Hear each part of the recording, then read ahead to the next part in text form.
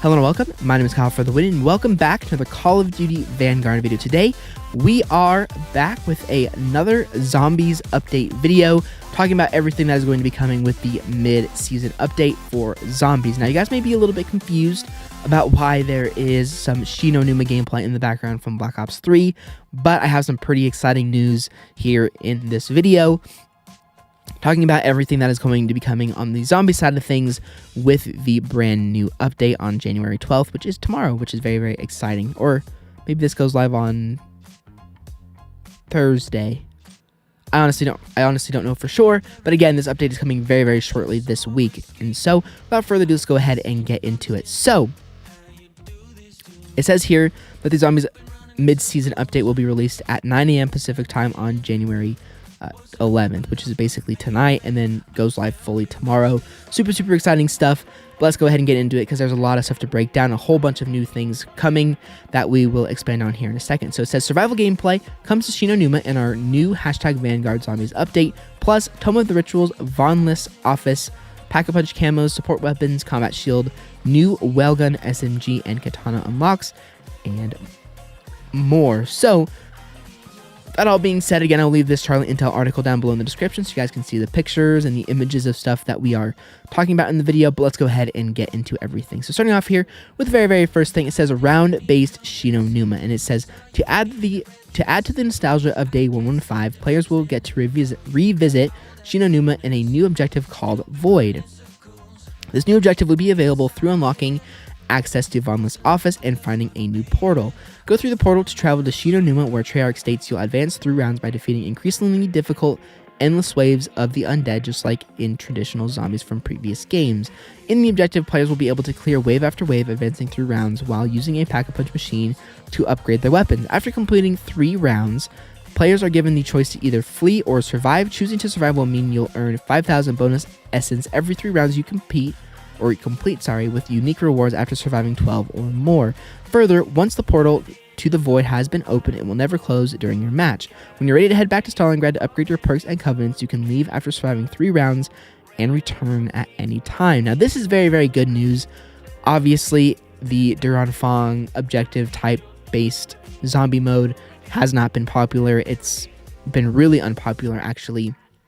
And this is a huge step in the right direction, and hopefully this means that we will be getting a round-based map very shortly, hopefully season 2 or season 3. Hopefully, that's crossing my fingers. That's being very optimistic as well, but again, that's the hope for sure. But this is very cool. You basically get to play classic Shi No Numa for free, basically, without having to do anything, and it's awesome. And the only thing that I'm a little bit worried about is when you play or go into Shi No Numa for the objective parts. For example, if you do the escort or whatever it might be, you're just stuck in the spawn room, and that's a little bit concerning. Hopefully they extended the map a little bit, maybe brought back one of the more popular training areas, which you guys can actually see in the gameplay. But again, we'll have to see. The hope is that they added everything and made the map its full size so that we're not stuck in the spawn room. But part of me thinks that is only going to be the spawn room. But again, we'll have to see come tomorrow, which I will have gameplay on this as well. But again, this is very cool. This is a huge step in the right direction. According to this as well, it looks like Pack-A-Punch is in the Shi No Numa map, so you don't have to leave if you don't want to. But again, you'll probably have to leave to get armor back, to get upgrades for perks, and everything like that, which is fine because you can always go back. And that's again, huge step in the right direction. The Duran Fong didn't land. It wasn't very successful, and seeing a classic quote-unquote round-based map come back is very cool. And again, hopefully it is the whole map, not just the tiny piece that we get offered when we play the map normally. Next, we have ourselves the Tome of the Rituals, which is very cool as well. And it says you'll earn a sacrificial heart for every 3 rounds you manage to survive in the Void, which can be spent back in Stalingrad to buff your Dark Ether powers, also known as your field upgrades. The new Tome of Rituals in Stalingrad is exactly where players can do that.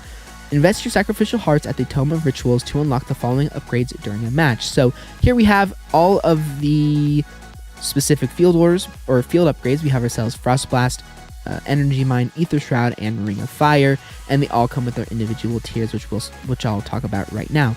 Starting off here with Frost Blast, at tier 1 you get freezes normal enemies or normal and special enemies for 3 seconds once they have been in the Frost Blast zone for a half a second. Tier 2 increases the Frost Blast radius by 100%, also known as double. Tier 3 increases the amount of, or the number of charges from 1 to 3. And Tier 4 allows frozen and normal enemies are insta-killed when damaged, which is very, very awesome. Now, Energy Mine, at Tier 1, you stun normal and special enemies hit by the Energy Mine for 3 seconds. Tier 2, you explode 3 times in a row with a 0.75 second delay between explosions. At Tier 3, you increase the number of charges from 1 to 3, which means you can use it 3 times in a row. And then at Tier 4, you increase the number or the explosion radius by 66%, which again is a huge improvement. Next, for the Ether Strat, at Tier 1, you automatically reload weapons when activated. At Tier 2, you deal 500% more bonus melee damage while active. At Tier 3, you gain 50% more movement speed while active. Duration extended from 5 seconds to 8 seconds. And then at Tier 4, you increase the number of charges from 1 to 2. And again, these all combine together to make the field upgrades really, really good. Next, for the Ring of Fire, at Tier 1, you get normal enemies inside the ring take damage equal to 2% of their max HP every second.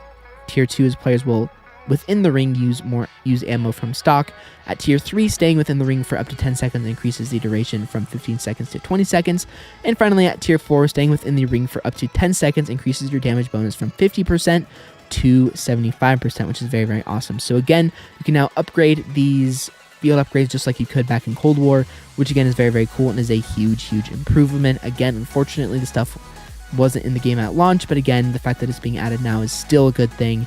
And again, Zombies is looking much, much better than it used to be just yesterday or just today. It looks a lot better, and I'm very, very excited to give it a try tomorrow because I am looking forward to it. Hopefully by all this stuff comes in and it works properly. That's just definitely the big hope. Next, we have new Pack-A-Punch Camos, and these work exactly the same as they did back in Cold War. At Tier 1, you'll have a specific camo. At Tier 2, you'll have a different specific camo. And then at Tier 3, you'll have the third camo as well. So again, very, very cool here. There is an image on this article that shows either one of the camos, either Tier 1 to Tier 3, and it looks very, very cool. It sort of looks like, to me, a purple version of the diamond camo from Infinite Warfare. And it looks very, very cool overall. Again, that will be linked down below, so you guys can check out that image if you so wish. It looks very, very cool, and again, very, very excited to see that back again.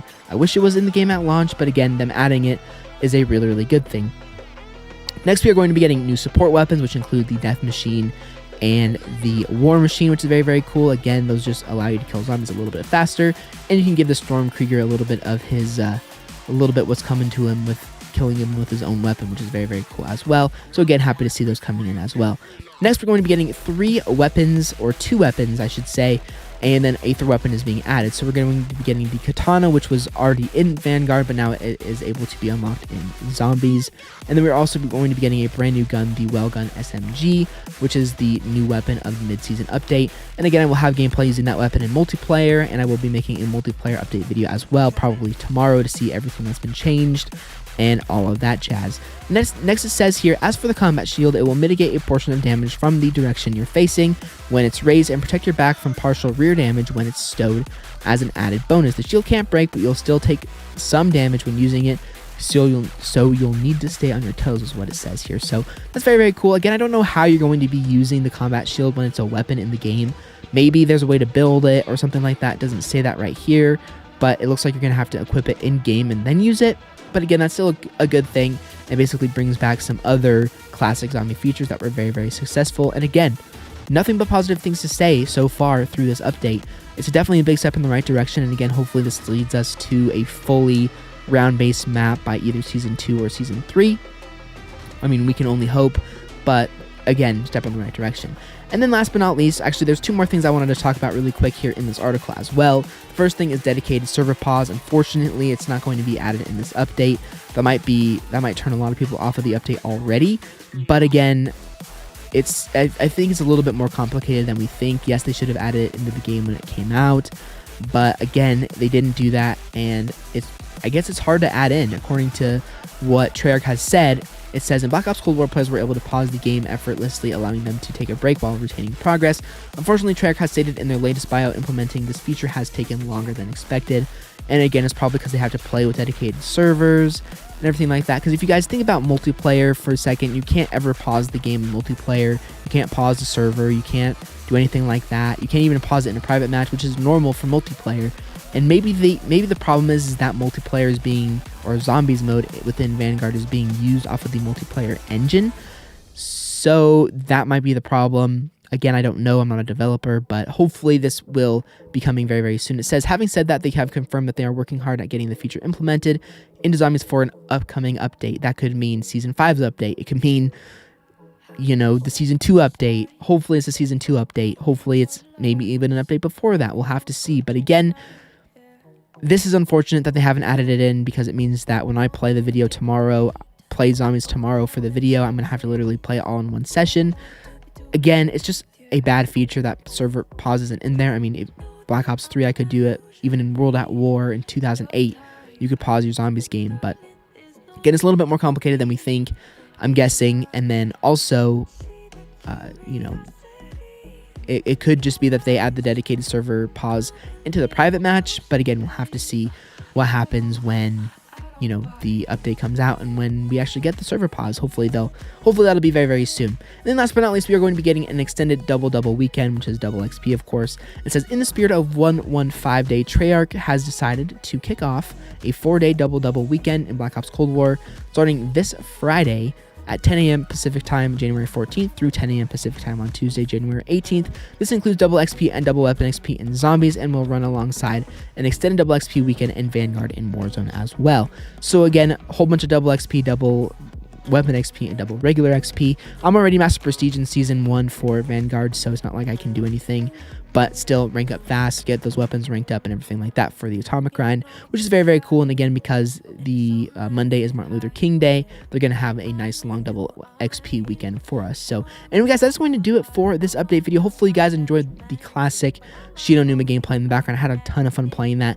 And overall, Zombies is looking to be taking steps in the right direction to make it a good mode, or a better mode.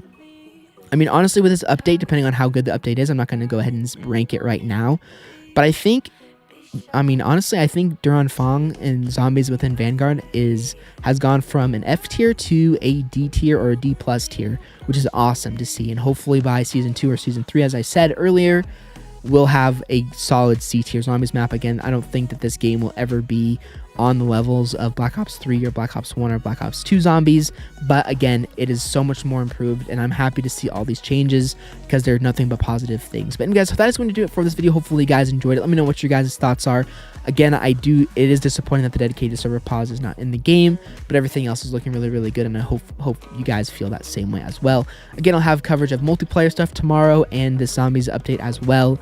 And it's going to be a fun day tomorrow. I'm definitely excited to give everything a go. That means hopefully you guys enjoyed the video. If you guys did, like me, as always, appreciate it. If you want to check out any of my other previous Vanguard videos and my video from Sunday, you guys can feel free to check those out at the end of the video, as well as one of them will be linked down below in the description as well. I'll see you guys all on the Call of Duty Vanguard video very, very soon.